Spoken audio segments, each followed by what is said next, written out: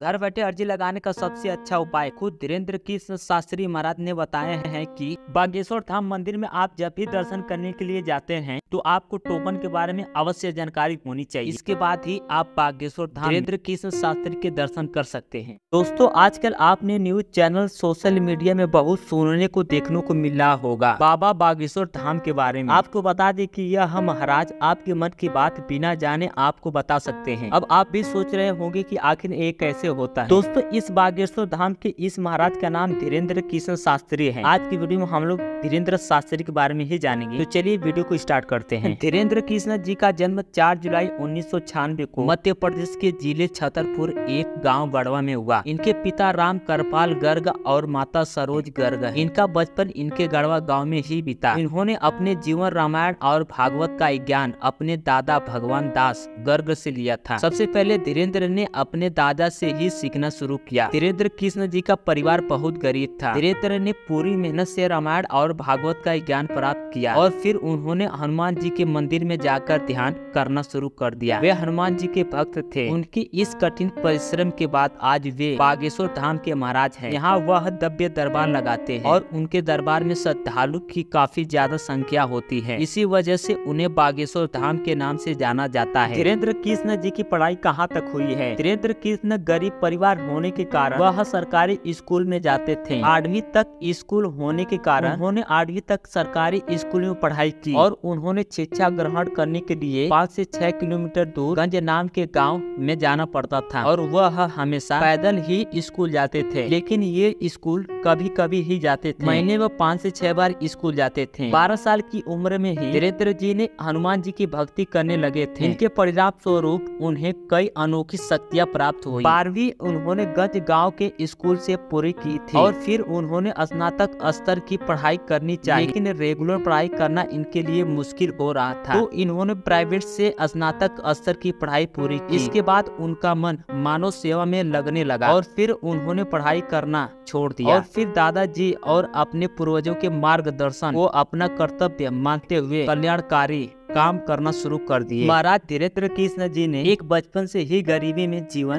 बिताया है। उन्होंने अपनी गरीबी दूर करने के लिए बहुत संघर्ष करना पड़ा। शुरू में वे ऐसा जरिया ढूंढ रहे थे जिससे उनके परिवार की गरीबी दूर हो सके, जिसके लिए उन्होंने भागवत कथा सुनाई और उससे उनके पास धीरे धीरे काफी पैसे भी आने लगा। उनकी घर की आर्थिक स्थिति में सुधार आने लगा, जिसके बाद लोग भी उनकी कथाएं सुनने लगे और धीरे धीरे लोग भी जानने लगे। फिर वह जगह जगह जाकर कथा वाचन करने लगे। बागेश्वर धाम एक हनुमान जी का मंदिर है जो मध्य प्रदेश के छतरपुर जिले गढ़वा गांव में स्थित है। इसी गांव में धीरेन्द्र कृष्ण शास्त्री जी का जन्म हुआ था। बागेश्वर धाम में ही उनके दादाजी की समाधि बनी हुई है। दुनिया भर से लोग धीरेन्द्र कृष्ण महाराज की एक झलक पाने के लिए बागेश्वर धाम आते हैं। दुनिया भर से लोग अपनी अर्जी लगवाने के लिए आते हैं, लेकिन यह दरबार सिर्फ मंगलवार को ही लगता है, क्योंकि धीरेन्द्र कृष्ण शास्त्री महाराज जी हनुमान के भक्त हैं और मंगलवार को ही वह दिन है जो हनुमान जी का होता है। आपको बता दें कि जो भी यहाँ अपनी अर्जी लगवाने आते वे लोग अपने साथ नारियल को एक लाल कपड़े में बांध कर लाते हैं। ऐसा क्यों? क्योंकि ऐसा माना जाता है कि जो भी यह नारियल को लाल कपड़े में बांध कर लाता है उसकी मनोकामना जरूर पूरी होती है। और लाखों लोग बागेश्वर धाम मंगलवार को नारियल बांधने आते हैं और अपनी समस्या का समाधान पाते हैं। और जो भी धीरेन्द्र महाराज के सामने अर्जी लगाता है इस समस्या का समाधान। आप जब भी बागेश्वर धाम जाते हैं तो आपको वहाँ के कर्मचारियों से एक टोकन लेना है और टोकन देते समय वह कर्मचारी आपसे मोबाइल नंबर और अन्य जानकारी भी लेते हैं। इसके बाद ही आप बागेश्वर धाम धीरेन्द्र कृष्ण शास्त्री के दर्शन कर सकते हैं। जब भी आपका मन बागेश्वर धाम मंदिर दर्शन करने का हो तो आप ऐसे ही नहीं दर्शन कर सकते हैं। दर्शन करने के लिए आपको टोकन की जरूरी हो। टोकन लेने के लिए आपको वहाँ के कर्मचारियों से पता करना होता है। टोकन हमेशा महीने में किसी विशेष तारीख को ही दिया जाता है। इसके लिए आपको वहाँ के कर्मचारियों से जानकारी लेनी होती है और फिर आपको वहाँ से टोकन मिल जाता है, जिसके बाद आप बागेश्वर धाम के दर्शन कर सकते हैं। इसके साथ ही टोकन प्राप्त होने पर आपकी अर्जी बागेश्वर धाम में लग जाती है। घर बैठे अर्जी लगाने का सबसे अच्छा उपाय खुद धीरेन्द्र कृष्ण शास्त्री महाराज ने बताया है कि अगर आप बहुत बार बागेश्वर धाम आ चुके हैं और आपकी अर्जी नहीं लग पा रही है तो आप निराश न हो। इसका मेरे पास एक उपाय है। आपको घर पर एक नारियल लेना है और एक लाल कपड़ा बिछाना है और फिर नारियल को कपड़े में लपेट कर रखें और फिर ओम बागेश्वराय नमः मंत्र का जाप करके बागेश्वर धाम की महिमा को प्राप्त कर सकते। इस मंत्र को बोलने के बाद आपको अपनी 2 से 3 या फिर फिर कोई भी समस्या है उसको बोलना है। इसके बाद जल्द ही बालाजी की कृपा होगी और अर्जी की सुनवाई भी होगी। अगर हम महाराज के चमत्कार की बात करें तो आपने यह शायद बहुत सारे सोशल मीडिया पर वायरल वीडियो में देख लिया होगा, कैसे धीरेन्द्र कृष्ण शास्त्री जी भक्तों के मन की बात पीड़ा को जानकर उनका समस्या का समाधान कर देते हैं। महाराजा धीरेन्द्र कृष्ण शास्त्री जी हर मंगलवार को ही दरबार लगाया करते हैं, जहां भक्तों को अर्जी लगती है और उन्हें अपनी समस्या से छुटकारा मिल जाता है। जो भी लोग बाबा के सामने अपनी अर्जी लगाते हैं उन लोगों ने खुद बताया है कि उन्हें उनकी समस्या से छुटकारा मिला है। महाराज धीरेन्द्र कृष्ण जी की दरबार में जिस भी भक्त की अर्जी लगती है वह उनकी बीमारी या फिर समस्या जाने बिना अपने पर्चे में लिखकर उनकी समस्या बता देते हैं, जिसे देखकर सब लोग हैरान रह जाते हैं और फिर वह उन्हें पर्चे में लिखकर या फिर उस समस्या का समाधान बता देते हैं। ऐसा कहा जाता है कि महाराज जो भी आपकी समस्या समाधान बताते हैं, आप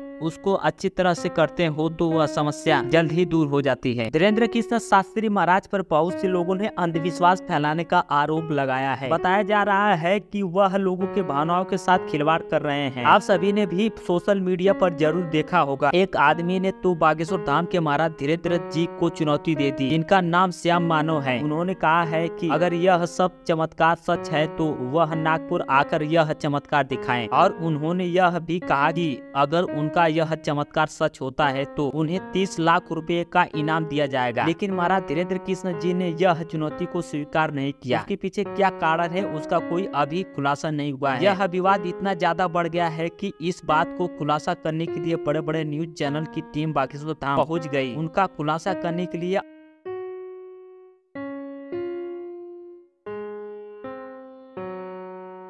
और फिर जो हुआ वह सब देखकर न्यूज चैनल वाले भी हो गए हैरान। वहां पर भी महाराज धीरेन्द्र कृष्ण शास्त्री ने अपना चमत्कार न्यूज चैनल वालों के सामने करके दिखाया, जिसे देखकर न्यूज चैनल वाले भी हो गए हैरान। आखिर में उन्होंने भी मान लिया कि यह चमत्कार ही है। महाराज धीरेन्द्र कृष्ण का विवाद पर बयान देते हुए उन्होंने कहा कि हाथी चले बाजार कुत्ते भोके हजार। इसका मतलब यह है कि बोलता ही है जिसमें कुछ करने का दम नहीं होता है। मैं सालों से कहते आ रहा हूँ कि मैं कोई चमत्कारी नहीं हूँ और ना ही कोई गुरु हूँ, सिर्फ बागेश्वर धाम सरकार बालाजी का सेवक हूँ। अगर कोई मुझे चुनौती दे रहा है तो वो खुद अहंकार हमारे काम को देख सकता है। मैं अपनी जगह छोड़कर कहीं नहीं जाने वाला हूँ। ये था कुछ धीरेन्द्र कृष्ण शास्त्री की कहानी।